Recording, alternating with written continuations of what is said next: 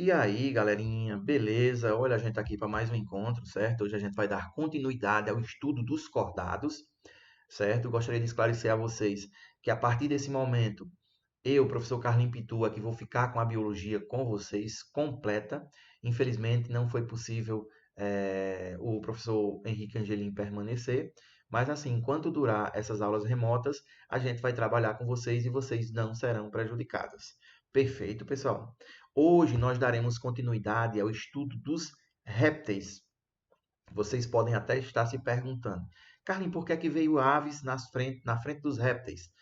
Na verdade, em uma sequência lógica de estudo, nós deveríamos estudar peixes, anfíbios, répteis, aves e mamíferos. Mas devido a uma falha de comunicação, esses répteis estão sendo trabalhados. A gente está trabalhando os répteis posteriormente às aves, mas também não vai mudar absolutamente nada. Beleza, pessoal? Então, quem são esses répteis? Observe essas imagens aí maravilhosas, fantásticas. A natureza é extraordinária, certo? Então, quem são os répteis? Quando a gente fala dos répteis, a gente está falando de uma sequência evolutiva, certo? E esses camaradas aí foi o que propiciou uma vida independente para a gente na superfície terrestre, certo? Porque esses camaradas aí foram o carro-chefe justamente nessa questão de conquista da Terra, beleza? Eles surgiram há mais de 300 milhões de anos, certo? E se você for analisar, fazer uma comparação com os anfíbios, você vai ver que os anfíbios, eles eram dependentes da água, certo? Aí você vai dizer, não, Carlinhos, mas assim, todo e qualquer ser vivo ele não é dependente da água, exatamente, certo? Mas assim, com relação aos anfíbios, a gente pode fazer uma espécie de análise que para ele poder se reproduzir, existia a necessidade deles estar perto da água, deles estarem perto da água, diferentemente dos répteis. Por quê? Porque os répteis eles desenvolveram algumas estruturas que são chamadas de anexos embrionários. E esses anexos embrionários eles vão ser mastigados quando a gente for trabalhar o restante do conteúdo do primeiro bimestre, lá na parte de embriologia. Só que eu já dei uma pincelada na aula anterior, beleza? Então foram nos répteis que apareceram algumas características que propiciaram essa conquista do ambiente terrestre. Beleza? Então vamos aqui analisar, vamos mais para frente. A princípio eu queria mostrar para vocês quais são os quatro grupos de répteis. Esses répteis são animais que são rastejantes. Logicamente, eles vivem no ambiente terrestre, porém, a gente sabe que existem algumas exceções. Tem alguns répteis que eles são aquáticos, tipo tartaruga, determinadas cobras, enfim, certo? Então, esses répteis eles são divididos em quatro grupos. Quem são os quatro grupos? Se você puder observar aqui, nós temos os quelônios. Quem são esses quelônios? Esses quelônios nada mais são do que as tartarugas, os jabutis, os cágados, beleza? Nós temos os crocodilianos, aqui fica fácil, né? Ó, crocodiliano vem de crocodilo, certo? Os crocodilianos, nós temos os jacarés, nós temos os crocodilos, certo? Os escamosos, esses escamosos ainda têm uma subdivisão. Qual subdivisão seria? Se você puder observar aqui, você está vendo que nós temos um lagarto e aqui nós temos uma serpente. Ah, Carlinhos, a mesma coisa que cobra, né? Não necessariamente. Biologicamente, pessoal, a gente não chama cobra, porque cobra era um nome que era utilizado para designar as najas. Então, ao que tudo indica, esse nome de cobra, ele teve uma utilização daquela mesma forma quando chegaram aqui no Brasil que descobriram, certo? Os povos indígenas daqui e disseram o seguinte: ah, ali os índios, certo? Então eles observaram aí e chamaram as primeiras serpentes de cobra, mas na realidade é porque o que ele via, certo? Era o que ele conhecia era a naja e a naja era a cobra, certo? Mas na realidade uma nomenclatura é, normal, né? Uma nomenclatura que seja utilizada naturalmente e biologicamente falando, nada mais é do que serpente. Beleza? E nós temos aqui um quarto grupo, que é o grupo dos rincocéfalos, ou os rincocefália, certo? Isso aqui é restrito a dois tipos de animais que vivem na Nova Zelândia. A gente só vai encontrar isso aqui, esses camaradas na Nova Zelândia. Então, esses são os quatro grupos, quatro grandes grupos de répteis. E com relação às características, nós sabemos que eles tiveram características que permitiram essa conquista terrestre. Quais seriam essas características? Dentre essas características, a gente fala logo de cara aqui em uma pele seca e sem glândula. Pessoal, se você observar a pele de um jacaré, de uma tartaruga, enfim, ela é bastante rígida. Por quê? Porque tem placas, que essas placas elas são placas córneas, porque tem uma grande deposição de queratina.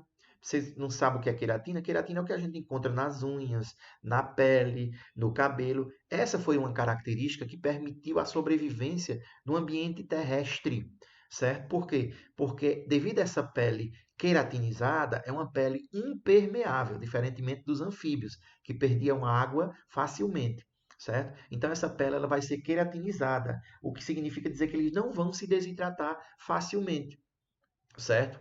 Outra característica que permitiu a conquista, a respiração exclusivamente pulmonar. Você vai analisar aqui que esses indivíduos, eles possuem respiração totalmente dotada de pulmões, justamente porque eles não vivem na água. Aí você vai analisar e dizer assim, mas Carlinhos, mas nós temos as tartarugas, nós temos os jacarés, os crocodilos, exatamente. Os crocodilos, esses jacarés, por mais que eles vivam na água, certo? Entre a água e a terra, eles têm que retornar para a água, eles passam mais de hora na embaixo da água, certo? Só que eles passam essa grande quantidade de tempo embaixo da água justamente por conta do seu sistema circulatório que eu vou explicar mais lá na frente, certo? Eles também têm que subir para a superfície justamente para poder capturar oxigênio, beleza? Então, a pele seca e sem glândulas, a respiração pulmonar, certo? Esse ovo amniótico, o que seria esse ovo amniótico? Pessoal, esse outro ovo amniótico nada mais é do que aquela chamada bolsa d'água, certo? O que seria essa bolsa d'água? Aquele âmnion, certo? Aquela bolsa amniótica. É uma espécie de uma bolsa de água que tem no ovo, que esse ovo, por sua vez, é diferentemente dos anfíbios, eles possuem uma espécie de um envoltório rígido, em sua grande maioria, esses animais eles são ovíparos, mas também nós temos animais que são vivíparos, né? E outros que são ovovivíparos, beleza? Então são seres que são independentemente de água, são independentes de água, certo? Essa colocação seres independentes de água é meio que errônea. Por quê? Porque eles têm um ovo amniótico, certo? Essa questão de seres independentes de água é justamente por conta da reprodução, porque eles não precisam mais retornar para onde? Lá para a água para poder fazer a reprodução, beleza? Como é o caso dos anfíbios. O desenvolvimento é totalmente direto. O que é que significa desenvolvimento direto, pessoal? Não é mais para você estar perguntando, a gente já comentou isso muito. Desenvolvimento direto é aquele desenvolvimento que não existe a presença de larvas, beleza? Existem serpentes, lagartos, ovíparos e ovovíparos, como a gente já falou, certo? Outra coisa, outra característica que permitiu essa adaptação terrestre, a questão da excreção, pessoal. Essa excreção ela é realizada por um par de rins, certo? Metanéfricos, que esses rins secretam essa substância aqui, ácido úrico. Aí você vai me perguntar, Carlinhos, e qual é essa característica? O que é que muda? Simplesmente porque o ácido úrico ele precisa de uma quantidade mínima de água para poder se dissolver. E ele não é tão tóxico como a amônia, certo? Da maioria dos seres aquáticos, e a ureia que a gente também excreta. Então, essa é mais uma característica que permitiu essa adaptação à vida terrestre e essa conquista definitiva da Terra. Beleza? Vamos lá. Como eu falei para vocês, a pele dos répteis é uma pele seca. As células mais superficiais, eles possuem a derme e a epiderme, certo? Mesma coisa da gente. No caso, nós ainda temos a hipoderme. Essas células, elas mais superficiais, elas são queratinizadas, como eu já falei para vocês, está aqui a queratina, beleza? E essa pele ela pode ser recoberta por escamas, por placas ou por carapaças. Quando eu falo de carapaça, é só você lembrar da tartaruga, certo? Eles são animais que possuem uma temperatura variável. O que significa essa temperatura variável? Ora está muito alta, ora está muito baixa. Por quê? Porque essa temperatura ela vai de acordo com o ambiente. Então, se você for analisar, eles são vulgarmente chamados de animais de sangue frio, diferentemente das aves e dos mamíferos. Porque as aves e os mamíferos são animais que conseguem controlar, certo? Através do seu metabolismo, a temperatura do corpo. Então, eles são animais que são chamados de pecilotérmicos, beleza? Com relação à questão da reprodução, se você puder observar, pessoal, ele já possui uma espécie de um dimorfismo sexual. Ou seja, quando você consegue definir quem é o macho e quem é a fêmea, em algumas espécies. Possuem sexos separados. A fecundação, como eu falei para vocês, ela vai ser interna, porque é independente da água, certo? O macho, ele tem um órgão copulador, no caso vai ser um pênis, tranquilo? O desenvolvimento, já falei, vai ser direto. E a temperatura, a umidade e concentração de oxigênio e CO2 são fatores que influenciam no desenvolvimento embrionário de répteis ovíparos, que colocam ovos. Alguns lagartos e algumas serpentes são vivíparas, fazendo exceção à regra para os répteis. Aquele que eu falei, o que é vivíparo? É porque tem um desenvolvimento interno, certo?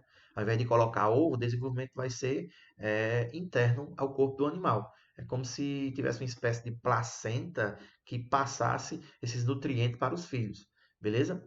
Nos répteis ovíparos, os óvulos fecundados recebem material nutritivo, casca de material calcário ou pergamináceo. Beleza? Nome difícil de pronunciar. Como eu falei para vocês, esses répteis ele possuem alguns anexos embrionários, e a gente vai discutir quando chegar lá naquela parte que eu falei para vocês.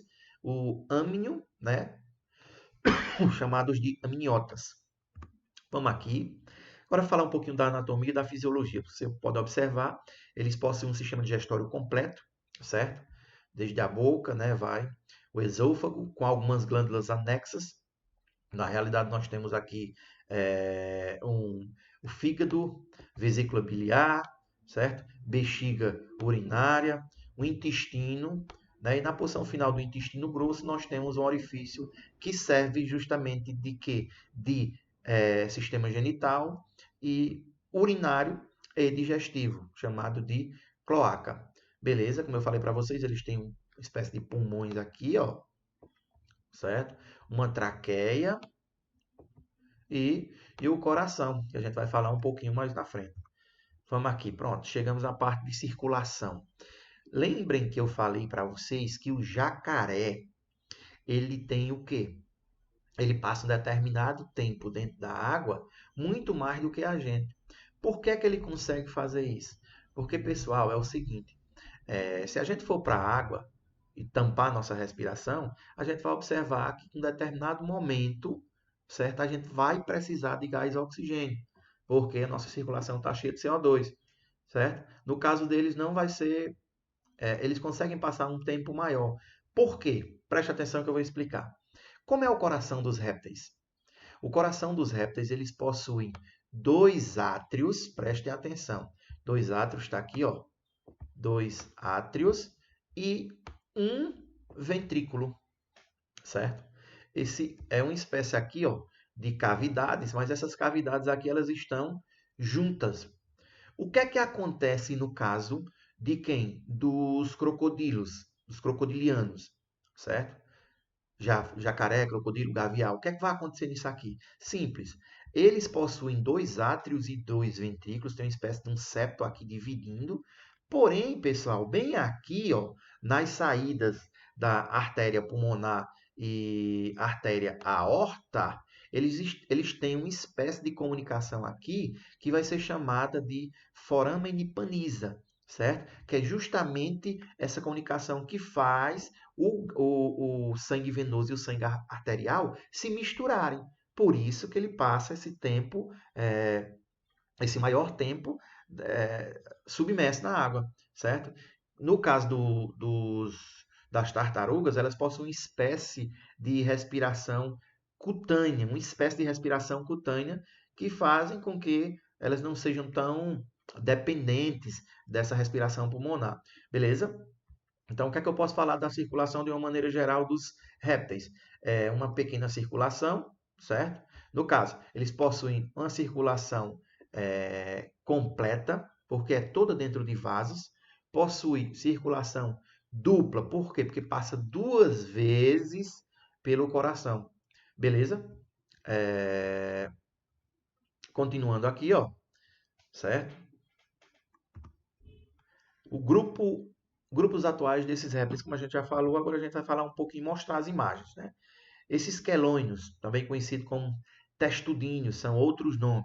Nós temos as tartarugas, nós temos os cágados e nós temos os jabutis, certo? Essas tartarugas, elas são o quê? Elas são... Pessoal, só voltando aqui uma parte. Acho que me confundi. Vamos lá. Aqui é o seguinte: com relação a essa questão da circulação, pessoal, ela vai ser uma circulação fechada, porque é toda por dentro de vasos. Ela vai ser uma circulação chamada de incompleta. Por que que ela é incompleta? Porque os sangues se misturam, beleza? Só para corrigir. Então vamos aqui, nós temos as tartarugas nos quelônios, as tartarugas, os cágados e os jabutis. Qual a diferença entre eles? Os jabutis, eles são terrestres, os cágados, eles são de água doce e as tartarugas, elas são de água de ambiente marinho, beleza? Os crocodilianos. Esses crocodilianos, pessoal, são os jacarés, os gaviais, os crocodilos, esses aligatores aqui, ó, eles são espécies de jacarés, certo? Mas são restritos a uma área. Se eu não me engano, são norte-americanos, enfim. Então nós temos os crocodilos, os aligatores, os gaviais e os jacarés, certo? São animais dotados de pernas curtas, mas que lhes permitem bom deslocamento sobre o solo. Os escamosos, quem são os escamosos, pessoal? Esses escamosos a gente encaixa aqueles famosos lagartos e as serpentes. Então, quem são esses lagartos? Aqui nós temos os lacertílios. Presta atenção que isso aqui é uma subdivisão. Nós temos os escamosos, que compreendem os lagartos, a cobra cega, desculpa, a cobra cega não, a cobra de duas cabeças, as serpentes, enfim, certo? Eles têm o corpo dotado de escamas epidérmicas, certo? Aqui nós temos os lagartos, aqui nós temos os ofídeos, as serpentes, vulgarmente chamadas de cobras, e aqui nós temos as anfisbenas. Essas anfisbenas é porque não estão nem encaixadas nem nos lacertílios e nem nos ofídeos, certo? Então, uma espécie de quê? De uma classificação praticamente isolada. Isso daqui é aquela famosa cobra de duas cabeças. E a diferença é porque você observa que esses são animais que são escamados. A cobra de duas cabeças, a cobra cega, que é aquela que a gente fala, é aquilo que a gente vê lá nos anfíbios. Lembra? Continuando. Vamos lá. Esses lacertílios, tá aqui, ó. São animais conhecidos como lagartos, incluindo nessas iguanas, tiu, que a gente conhece bastante, os camaleões, as lagartixas, além dos lagartos propriamente ditos. As anfibenas, é aquela famosa cobra de duas cabeças, como eu falei para vocês. Ó. São escamosos sem pernas. Detalhe, quase que eu esqueci de falar. Os lacertílios são aqueles que são dotados de pernas. Enquanto que esses ofídeos, né, são aqueles que não são dotados de pernas, que são as famosas cobras. Então, são escamosos sem pernas e com duas extremidades do corpo arredondada. Aqui os ofídeos, que são as serpentes, né? São as serpentes verdadeiras, são animais que são ápodes, não são dotados de pernas, de apêndices, e aqui, ó, não detectam vibrações do solo pela audição. Interessante. Eu não sei se você já viu, uma curiosidade, lá na Índia, aquela galera fica com a flauta dançando e a cobra fica dançando, né? É como se a cobra estivesse escutando o que como é que se diz? O cara lá ele está tocando, mas na realidade não é isso aí, certo? Isso ali ela faz aquele movimento justamente pelas vibrações, certo? Que eles conseguem, é, é, é, é, como é que se diz? Detectar, beleza? Órgãos sensoriais. Os órgãos pares, como os rins, não são paralelos. Vamos lá, continuando. E aqui, por último, nós temos os rincocéfalos, ou os rincocefalos, que são as tuataras restritas, única e absolutamente à Nova Zelândia. Então, pessoal, assim, é simples, né? Eu acho que vocês viram aqui que essa partezinha é bem simples e não tem outra coisa para você fazer a não ser a resolução dos exercícios, certo? Então não deixem de fazer esses exercícios, que é justamente o que vai fixar os nossos conteúdos. Então não esqueçam, pessoal, que eu estou aberto a sugestões, a críticas com relação à questão de encontro através do grupo do Google Meet. É só vocês reivindicarem, certo? E alguma aula de revisão, alguma coisa desse tipo também, eu também estarei aberto a sugestões. Beleza? Então, pessoal, façam os exercícios referentes à parte dos répteis, tanto do livro, da apostila, como do caderno de atividades. Beleza, pessoal? Foi um prazer maior do mundo e até a próxima.